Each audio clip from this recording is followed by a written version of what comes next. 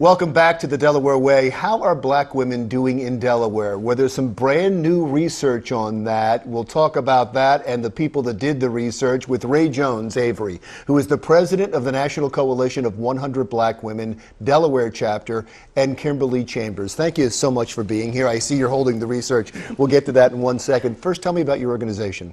The National Coalition represents more than 14 million women across this country in 60 chapters. Our mission is to advocate for equity and parity for black women and girls all over this country. And specifically in Delaware, you're concerning yourself with the black women in Delaware. And how long have you been around, and how big is your organization now in Delaware? The national organization has been around since 1970, and we were chartered in 1995. So we're about 22 years old in Delaware. And let's talk about the research now. This has happened across the country, but the research you're talking about here is specifically for Delaware? This research is specifically about black women and girls in Delaware, primarily about black women. We took a look at how we faring as far as economic justice, how are we faring in health, and how are we faring in education. So how are we faring? Actually, we had a wonderful launch. I wanted to add to what Ray said. We had a wonderful launch on March 24th at Delaware State University in Dover, where we had some speakers, as well as we released the launch of this publication. So what have we found? What have you found in the research? Well, in the research, we're doing well in areas such as educational attainment compared to black women across the nation. We are doing well as far as our labor force participation, although we still have an extremely high unemployment rate. Compared to other women in the nation, black women are participating at higher levels in labor force participation. The not so good news is that there is an income equity gap. So let's talk specifically for a second, if you have these numbers between white women and black women. There's an equity gap there. How big is it? The equity gap is calculated, as you have said, in terms of comparing women in their earnings to men. So in order for black women to be on par with white men, it will take until 2051.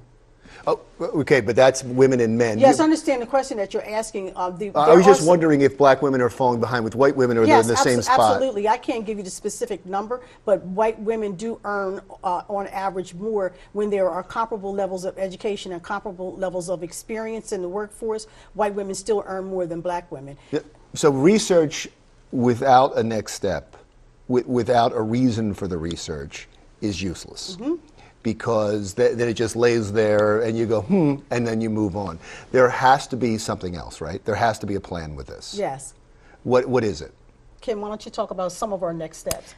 Some of our next steps are to make sure that we get this publication out to everyone, and you can download it from our site at ncbwdelaware.org. Because change won't happen unless people see there's a problem. Correct. Unless they go, oh, that has to be fixed. Correct. So we have the publication. We did hand some out at our launch, but we also have it for people to download. So that's one of the areas. Donating to our cause in order to put more programs on that we are looking forward to do this year. We need the funding. So those are some of the main areas. Do you go to the government? Do you go to the Senate or to the Assembly and say, hey, here's a problem, we have to fix this? Yes, our mission is primarily advocacy at all levels, government, the private sector, and advocacy in our communities. We're a coalition, which means that we can't do this alone. So we want to partner with other organizations that have a similar mission to really better the living conditions and the health conditions and the educational outcomes for black women and girls. So we want to partner with a range of diverse organizations. So that's the next step also.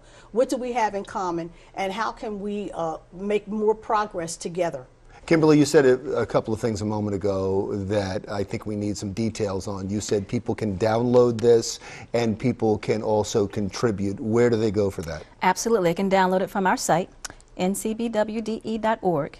It's a donation button, as well as click the button to download the document. And are you also looking for volunteers? Are you looking for more members? We are looking for more members. Membership information is on our website as well. You know, even when people are motivated and educated and work hard, race still matters, and we need to be honest about that.